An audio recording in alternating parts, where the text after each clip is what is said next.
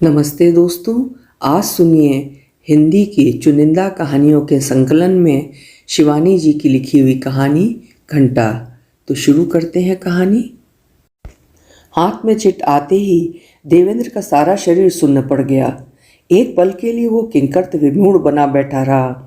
फिर उसने अपने घाक चपरासी को देखते ही अपने अफसरी कंधे सतर कर लिए। कह दो साहब घर पर किसी से नहीं मिलते, जो काम हो कल दफ्तर में आकर कहें। चपरासी निर्विकार मुद्रा में संदेशा लेकर चला गया और उसके जाते ही देवेंद्र के हाथ पैर ठंडे पड़ गए। निश्चय ही अब वो चपरासी को धकिया कर उसकी इज्जत उतारने स्वयं धड़धड़ाती भीतर चली आएगी। घुटनों के नीचे उसके दोनों पैर थर थर कांपने लगे। दिसंबर के महीने में भी पसीने से वो आपाद मस्तक नहा उठा। भीतर जज साहब, उनकी पत्नी सुल्ता और उनकी छोटी साली सुलक्षणा ब्रिज लीला में आकंठ डूबे थे। उनके कह कहे उसके कानों में टकराने लगे। अभी अभी सुल्ता की हंसी सिसकियों में बदल जाएगी और उसके परिवार की समृद्धि झाड़ी में छिपे किसी बदिक की गोली खाकर स्तब्ध बन गए वन्य पशु की ही भांति बिना कुछ कहे प्राण त्यज देगी। देवेंद्र ने दोनों हाथों में मुंह छिपा लिया।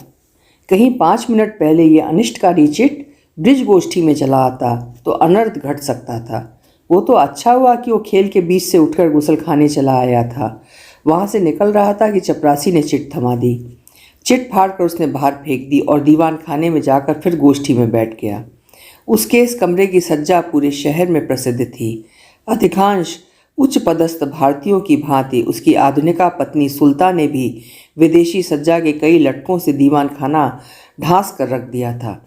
लटकते फ्रेंच झाड़फानूस, जापानी फूल सज्जा, जिसका वो प्रत्येक नवीन अतिथि से पतझड़ करके परिचय कराती थी, कोठे वालियों की सज्जा को भी मलिन करती। जमीन पर बिछी दब दब करती दूधिया चांदनी और पति के साथ दौरे पर जाकर जीर्ण शीर्ण देवालयों से बटोरी गई खंडित मूर्तियाँ सब यथास्थान सजी धरी थीं। यही नहीं, एक बोतल में लगी लचीली लता से उसने आधुनिक दीवान खाने की संदर्भ सहित व्याख्या सार्थक कर दी थी। किंतु कमरे की ही भांति स्वामिनी की सज्जा भी कृत्रिम और निपट खोखली है, ये समझने वाली खूब समझती थी। दर्पण के सम्मुख यत्न से पूर्वाभास की गई मुस्कान के बीच रंगे अधरों को पल भर खोल चमकती मुक्ता धवल दंत पंक्ति, बसरा के नहीं अदन के बंदरगाह पर खरीदी गई नकली मोतियों की लड़ी मात्र हैं। ये परखने वाली आंखें परख चुकी थीं। यही नहीं, कपटी भू विभ्रम विलास रवि वर्मा के चित्रांकित मेनका की सी सुचिक्कन केशकालिमा महिला वर्ग की संध्याग्नि भड़का चुकी थी। एक तो वैसे भी एक नारी दूसरी नारी की अनन्य कौशल से संपादित की गई ऐसी कृत्रिम सज्जा को बड़ी सुगमता से पकड़ लेती है। फिर जिन सज्जन से सुल्तान ने इम्पोर्टेड विग मंगवाया था, उन्होंने भी उसके आयात को गोपनीय नहीं रखा। पर कैसा आश्चर्य था कि सुल्तान का चेहरा सुंदर होने पर भी सुंदर नहीं था। उज्जवल गौरवर्ण में कहीं भी यौवन काल के उन दुष्ट मुहासों की धुंधली छाया भी नहीं थी जो प्रायः अधिकांश किशोरियों के यौवन में विष घोल प्रौढ़ावस्था में भी उनकी मज्जा का पीछा नहीं छोड़ती। तीखी नाक और भूरी आंखों में भी कोई खोट नहीं था। फिर भी क्रूर चेहरे पर न जाने कैसी रेखाएं थीं जो सामान्य सी उत्तेजना से ही उसे अस्वाभाविक रूप से मर्दाना बना देती। न जाने क्या देखकर 20 वर्ष पूर्व देवेंद्र जैसा संयमी तरुण इसी चेहरे की मरीचिका में भटक कर रह गया था। जिस पिता ने अपने अध्यापन काल की सीमित आय को दांव पर लगाकर पुत्र की ऊंची शिक्षा का प्रबंध किया था, उसे भी अंगूठा दिखाकर वो एक दिन अपने से वयस में 4 वर्ष बड़ी विजातीय सुल्ता को प्रेम के जादुई घोड़े पर बिठाकर हवा हो गया।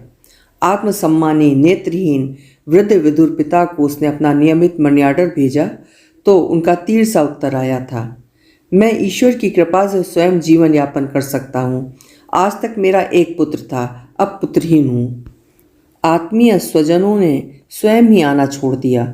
एक बार तीर्थ नहाने अचानक बुआ आ गई थी और उनके लिए सुल्तान ने अपने विराट लॉन में तंबू लगवा दिया था। खाने के कमरे की व्यवस्था बिगाड़ी नहीं जा सकती थी। एक शयन कक्ष उसका था, एक पुत्री का। दीवान खाने में तो वो पति पुत्री को भी अकारण नहीं घुसने देती थी। फिर सब कमरों में जमादार झाड़ू लगाता था।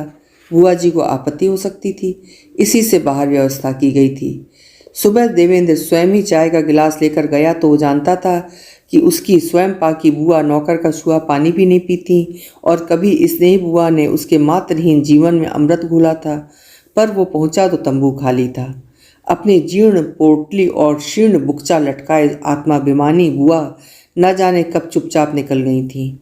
फिर आया था मेरा भाई, न जाने किस इंटरव्यू में बैठने आया था बेचारा। देवेंद्र कुछ पूछ भी नहीं सका और सुल्तान ने खरी खोटी सुना सुनाकर उसे भी भगा दिया। हद है, ये आपके भाई भतीजे जिसे देखो वही बिना बिस्तर तौलिया के चला आ रहा है, जैसे घर नहीं कोई सराय हो। मेरी रजाइयाँ कोई ब्याती तो है नहीं। पास के कमरे में बैठा शांत मेरा भाई उठकर चला गया। जाता भी क्यों नहीं? उसकी खाल क्या गैंडे की खाल थी? वही उसके छूटे गांव का अंतिम अतिथि था। इतने वर्षों पश्चात वो स्वयं ही अपने उस गांव में अतिथि बनकर पहुंच गया। नैनीताल सेमिनार की उदार छाया में विश्राम कर वो साहस संजोता अंधे पिता को देखने पहुंच गया था।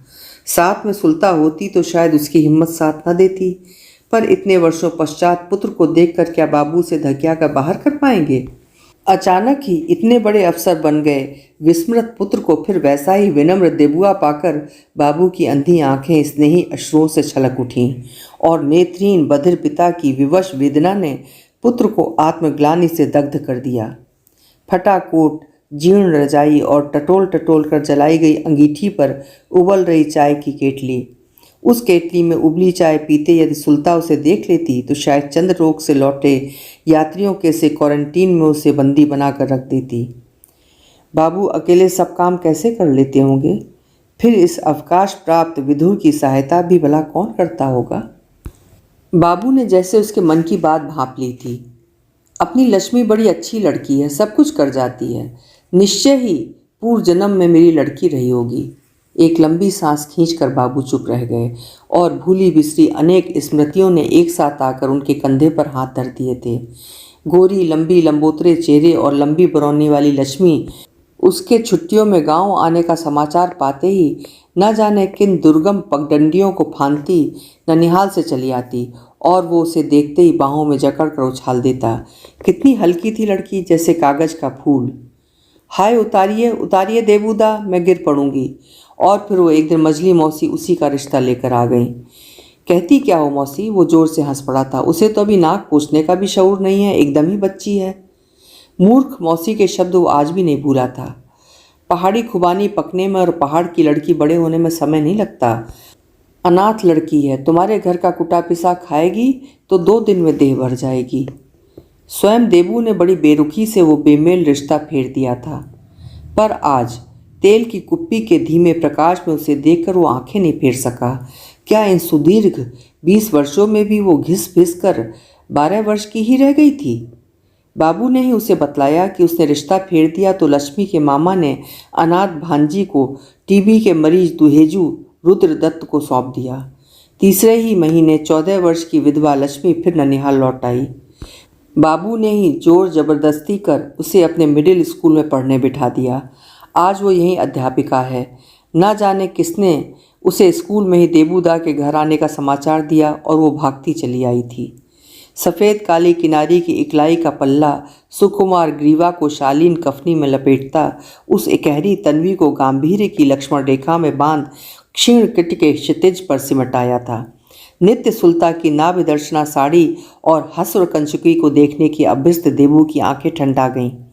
बहुत दिनों से शुष्क मरुभूमि के तरवर विहीन बीहड़ में भटक रहे क्लांत पथिक को जैसे वट वृक्ष की प्रौढ़ छाया ने बांध लिया। चलिए देबूदा, आज इतने सालों में आपको अपने गांव की याद तो आई? उसने हंसकर कहा। यह तो भूखा होगा बेटी, तू चटपट कुछ बना डाल, बाबू ने उसे टोक दिया।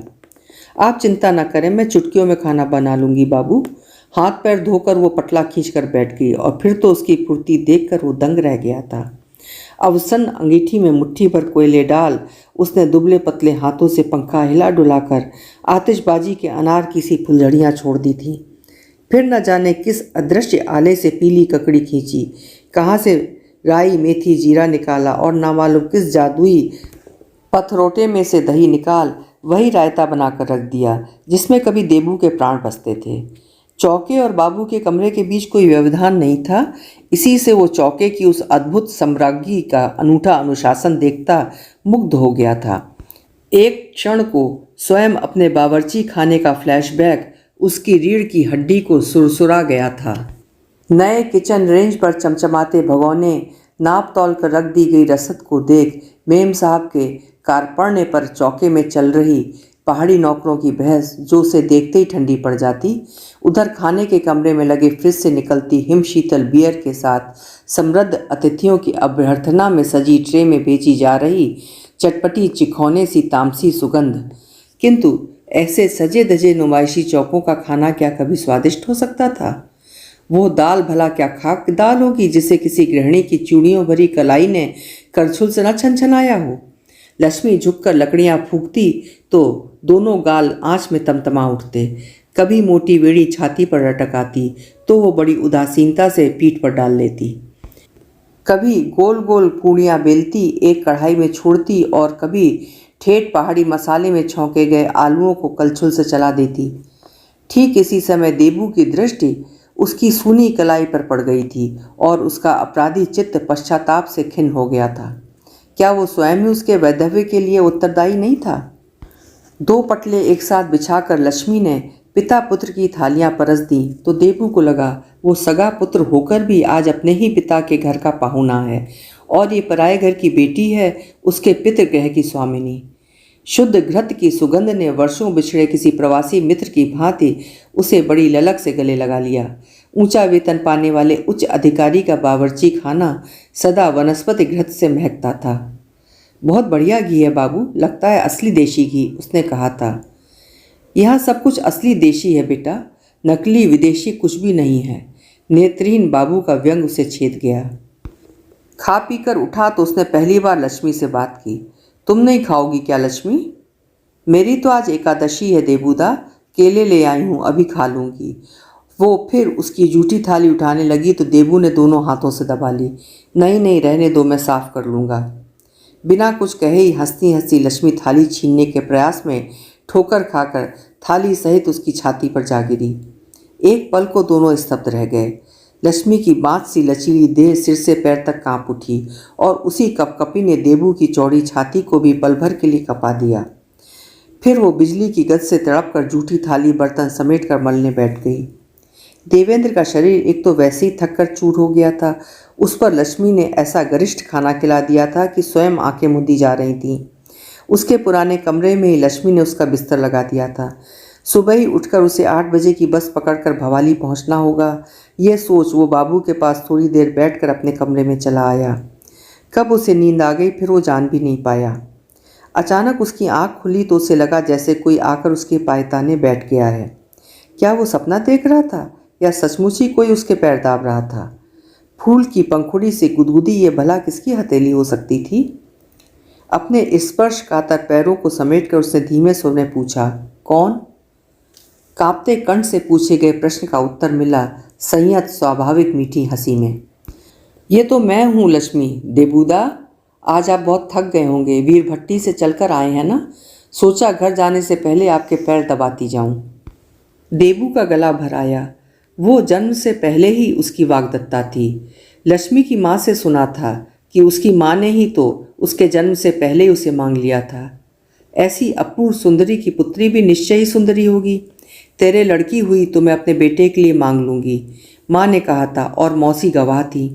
दिवंगता जननी के वाक्य दान को ठुकरा कर उसने हृदयहीन निर्ममता से उसका रिश्ता फेर दिया था।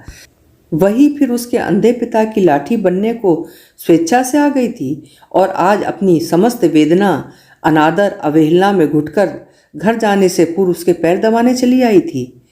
लक्ष्मी, उसने कहा और फिर कंठ स्वर भर्रा गया।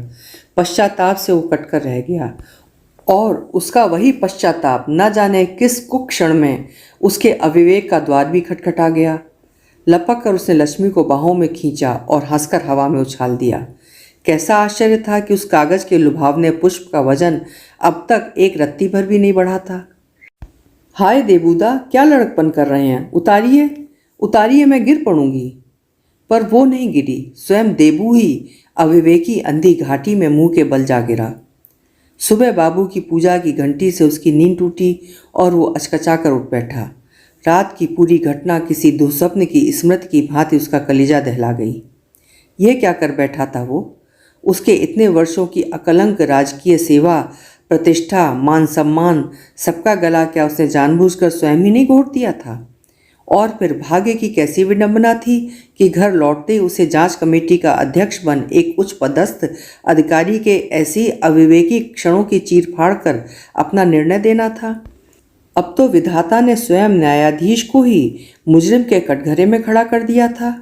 किस मुंह से वो न्याय की तुला ग्रहण करने बढ़ेगा? और लक्ष्मी, उसकी ओर अब क्या वो आंख उठाकर भी देख पाएगा? पर लक्ष्मी चाय लेकर आई तो न उस शांत सुंदर चेहरे पर उपालंब की एक भी रेखा थी, न आत्मग्लानि की। बड़े उत्साह से उसने उसके रास्ते के लिए पूरी शाक बनाया, अचार की फांक धरी और फिर तिमिल के चौड़े पत्ते में लपेट कर उसे थमा कर बोली, अब की छुट्टियों में भाभी और बच्चों को लेकर आना देबूदा। भाभी? कहती क्या है लड़की? क्या अब उसकी पत्नी उसकी भाभी रह गई थी?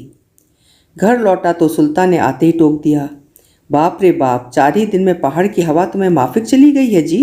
लगता है 4 दिन रह के उम्र के 10 साल बहा आए हो। किंतु गंभीर पति के हृदय में जो चिंता का ज्वालामुखी धधका जा रहा था, उसे वो क्या देख सकती थी? कहीं लड़की ब्लैकमेल करने आ गई तब? किंतु एक के बाद एक कर पूरे 4 महीने बीत गए तो वो नहीं आई। आई एक घातक अनचिन्ही बीमारी जिसने उसे दबोच कर धर दिया। तीव्र ज्वर और शरीर की मर्मांतक पीड़ा से वो कराह उठा। क्या ये उसके ऋषि तुल्य पिता के तपोवन का अनुशासन भंग करने का दैवी दंड मिल रहा था उसे? डॉक्टरों के लाख छिपाए जाने पर भी रोगी का कैंसर एक दिन दाई के सम्मुख यत्न से छिपाए गए पेट की भांति स्पष्ट हो उठता है।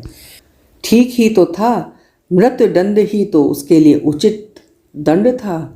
अपनी शल्य चिकित्सा में एक प्रकार से अपनी पूरी जमा पूंजी लुटाकर वो लौटा और उसके जिस रोगग्रस्त शरीर की आशा ही गुणी चिकित्सकों ने त्याग दी थी, वही किसी कलम किए पौधे की भांति फिर लहला उठा। पर शरीर स्वस्थ होने पर भी उसका चित्त अभी भी घुना जा रहा था। क्या पता वो अब भी आ जाए। और फिर एक दिन सचमुच आ ही गई। रात भर वो व्यर्थ योजनाएं बनाता रहा। असाध्य बीमारी ने उसका पूरा फंड चाट लिया था। फिर भी प्रत्येक बुद्धिमान पति की भांति उसने पति की दृष्टि से बचाकर एक निधि छिपा ली थी। 90 रुपये पाने वाली मास्टरनी के दोनों पैर पकड़कर वो उसे 10,000 के पत्र पुष्प अर्पित करेगा तो क्या वो संतुष्ट नहीं होगी? वो दफ्तर में आई और उसने कुर्सी से उठकर स्वाभाविक हंसी से उसके स्वागत में फूल बिखेर कर रख दिए। आओ लक्ष्मी, कहो कैसी हो, बाबू ठीक है ना? पर वो उसके एक भी प्रश्न का उत्तर दिए बिना कुर्सी खींचकर उसके सामने बैठ गई। गंभीर चेहरे ने एक बार फिर देवेंद्र का रक्त जमा दिया। वो भोली चितवन, ललाट पर झुकाई अंगूरी बेल सी कुंचित काली लट और सहमी डरी आंखों की लंबी बरौनियाँ। उसकी चुप्पी से देवेंद्र का कलेजा जोर जोर से धड़क उठा। एक पल भी यदि वो और चुप रहती तो निश्चय था कि देवेंद्र लपक कर उसके पैरों पर सिर रख देता। देबूदा, कितनी मीठी पतली आवाज़ थी। क्या उसकी आवाज़ कांप रही थी या स्वयं देबू के ही चित्त का चोर अकारण चौकन्ना हुआ जा रहा था?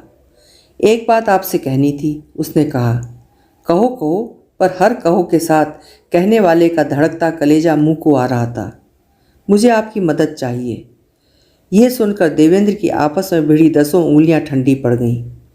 वो कैसी मदद चाहती है वो समझ गया। जेब से चेकबुक निकाल कर उसे मेज पर धर दी और मूक दृश्य से अपना उदार प्रश्न पूछा, कहो कितने का चेक लिख दूं? नहीं नहीं, आप रुपयों की चिंता ना करें, रुपए मैं साथ लेकर आई हूँ, लक्ष्मी ने बड़ी आकुलता से कहा। तब तब क्या वो किसी डॉक्टरनी से परिचय की आकांक्षा से आई थी? देबूदा, मुझे एक घंटा खरीदना है। किसी गगनचुंबी इमारत से यदि कोई उसे नीचे धकेल देता तो भी शायद नहीं चौंकता। घंटा? उसने आश्चर्य से पूछा।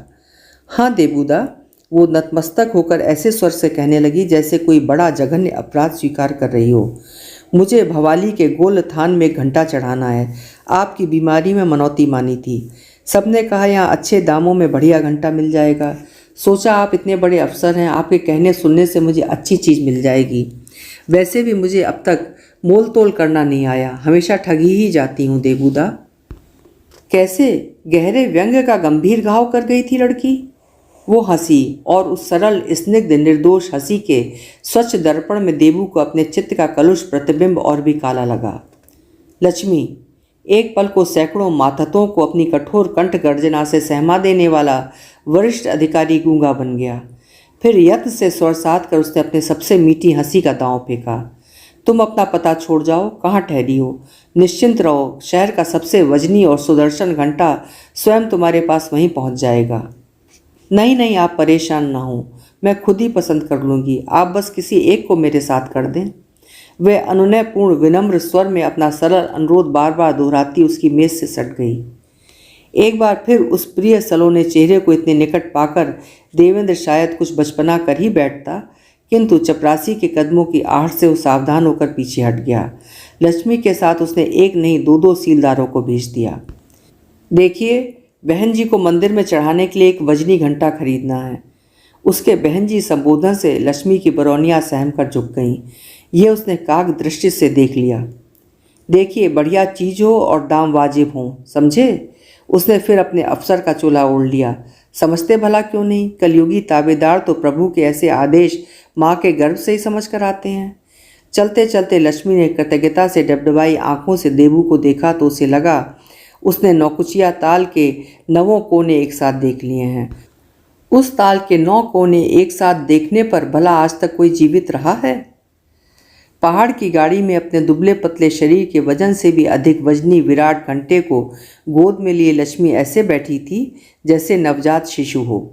पूजा मनौती की वस्तु भला सीट के नीचे या ऊपर रख भी कैसे सकती थी? क्या पता कोई जूता ही रख दे या उठाकर ही चलता बने। क्यों बहन जी, चढ़ाने वाले का नाम, पता, सन, तारीख कुछ भी नहीं खुदवाएंगी क्या? सब चढ़ाने वाले हम ही से खुदवा कर ले जाते हैं। वाचाल दुकानदार ने उससे बार बार पूछा था।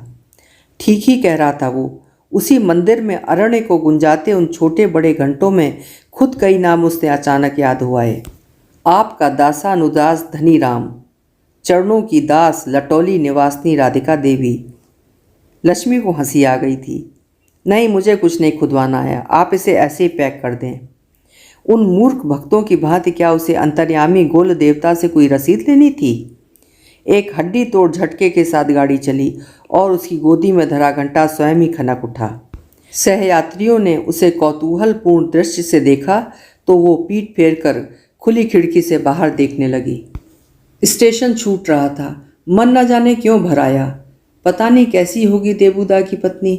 निश्चय ही खूब सुंदर होगी, खूब सुखी होंगे देवूदा, पर फिर भी वो रक्तहीन प्राणाधिक चेहरा ऐसा बुझा बुझा सा क्यों लग रहा था? उसने आंखें बंद कर उस वेदना तो रक्तहीन चेहरे की स्मृति को अपनी लंबी लंबी बरौनियों में मूंदने की चेष्टा की तो लगा देवूदा उसे फिर हवा में उछालने लगे हैं और वो चीख रही है, उतारिए उतारिए देवूदा, हाय मैं गिर पड़ूंगी। हृदय में उमड़ती वेदना का यत्न से बांधा गया बांध सहसा टूट कर रह गया और आंसू की बूंदें गोदी के घंटे को टप टप भिगोती चढ़ाने वाले के लाख न चाहने पर भी उसका नाम, पता, सन, तारीख अमिट अक्षरों में स्वयं ही खोदती चली गईं। अभी आप सुन रहे थे शिवानी जी की लिखी हुई कहानी घंटा। अपने विचार कमेंट बॉक्स में ज़रूर लिखिएगा और अगर आपको मेरी प्रस्तुति और मेरे चैनल की संकलित कहानियाँ अच्छी लगती हों तो मेरे चैनल को सब्सक्राइब ज़रूर करिएगा, लाइक करिएगा, शेयर करिएगा। आपके समय के लिए जो आप मेरे साथ व्यतीत करते हैं, आपको बहुत बहुत धन्यवाद।